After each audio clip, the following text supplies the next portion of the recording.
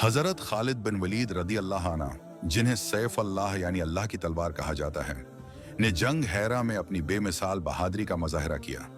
ये जंग 733 ईस्वी में लड़ी गई थी, जब हिजरत हुई थी। हजरत खालिद बिन वलीद ने इस्लामी लश्कर की क़ियादत करते हुए फारसियों की मजबूत दिफाई किलाबंदियों को पाश पाश कर दिया। उन्होंने निहायत हिकमत और जरात के साथ दुश्मन के मोर्चों को तोड़ा और बगैर ज्यादा जानी नक्सान के इस्लामी लश्कर को फतह दिलाई। उनकी तेज रफ्तार जंगी हिकमत अमली और दुश्मन के अंदर खौफ पैदा करने वाली चालाकियों ने उन्हें तारीख का अजीम तरीन सिपहसालार बना दिया। हजरत खालिद बिन वलीद ने हमेशा अल्लाह पर भरोसा करते हुए दुश्मन के बड़े बड़े लश्करों को शिकस्त दी, और जंग हैरा भी उनकी ऐसी ही अजीम फतवाहात में से एक थी। ये थे हजरत खालिद बिन वलीद की जिंदगी के बारे में हमारी सीरीज का एक हिस्सा। आपको ये सीरीज कैसी लगी? अगली सीरीज किसके बारे में बनाएं? कमेंट में अपनी राय जरूर दें और चैनल को लाजमी सब्सक्राइब करें।